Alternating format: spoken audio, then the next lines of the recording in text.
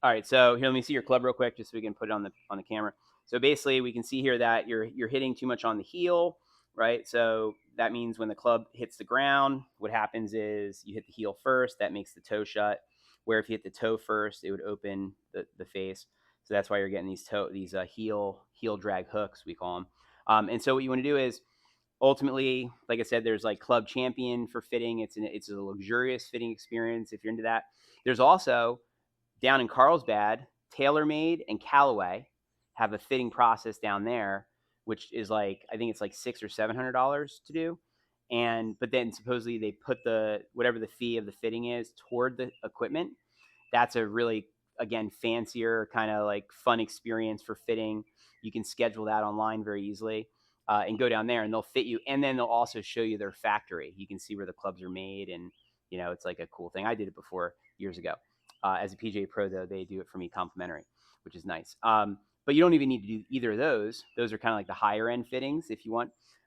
You could go off to Roger Dunn. I tell most students, go try a bunch of clubs, like just go to the range and like see, okay, what are the this is a TaylorMade, so maybe you're into TaylorMade. Maybe you're not though. Maybe if you try Ping, you might like that better, or you might like Callaway. Who knows? So what you do is you grab all the different, you go to one of the sales associates and say, hey, I want to try some new irons. What are the most common or most popular irons for whatever your handicap is? So like let's say a 15 handicap, let's call it, right? Say what are the irons that a 15 handicap is interested in?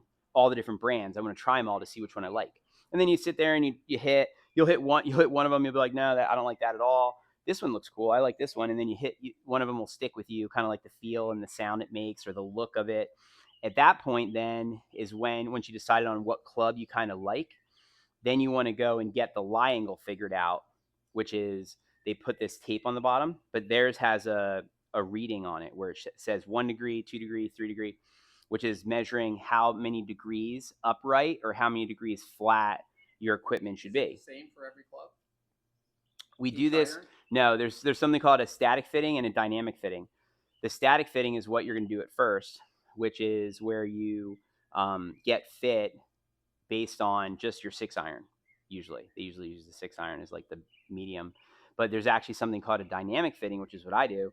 See, I order my clubs that are forged because after I get them to whatever spec the one tape did, I bring them into my shop over here, and any slight adjustments I need to make, I put them in that little bending machine and I bend them myself. And so if you did get a set of equipment that is forged next, and they have cavity backs that are forged versus this is a cavity back that is cast because it's cast metal versus forged metal. And so your next set, if you ask me, I'd say get forged because that's better quality metal. And then that way it's malleable. So you have some range of, you can adjust a little bit here or there if you need to. And then what you do is, like I said, you put the tape on, you find out what your lie angle is. And at that point, you have your lie angle and you know what club you want. So now you're basically ready to order a set almost, except we then got to figure out what shaft flex makes sense for you based on your club head speed. And there's a chart for that. So basically, if you look at the TV screen here, you'll see in a moment that this is a club head speed chart. And so basically, this chart here I like. And so you'd see like, oh, okay, with my 6 iron, my club speed is 75 to 83 miles an hour. So I'm regular flex or and so forth. And so see how the shaft flex is tied to your club speed, right? And so then you're almost ready to order a set when you have your club speed and you got your lie angle and you know what club you want, right? And then in terms of purchasing the clubs, you could order online with that information.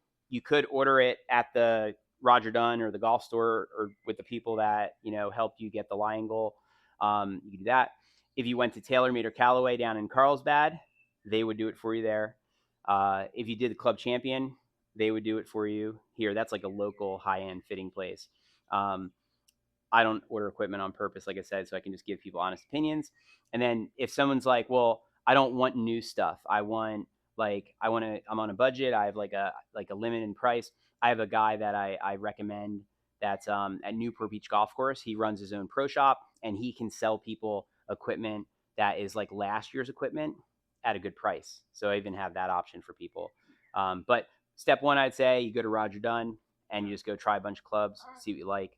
And then when you're ready to pull the trigger, just double check with me whatever they told you that your lie angle is and your shaft flex, because I just want to make sure to verify it for you. Like, meaning, like, if they say you're 1 degree upright, I'm going to say you got a bad fitting. That's not true, because based on what I see on this looks like you're 2 degrees flat in terms of your lie angle just by just looking at this. If this club, we don't know if this club is a standard lie, because like you said, you got it like used or somebody gave it to you or something.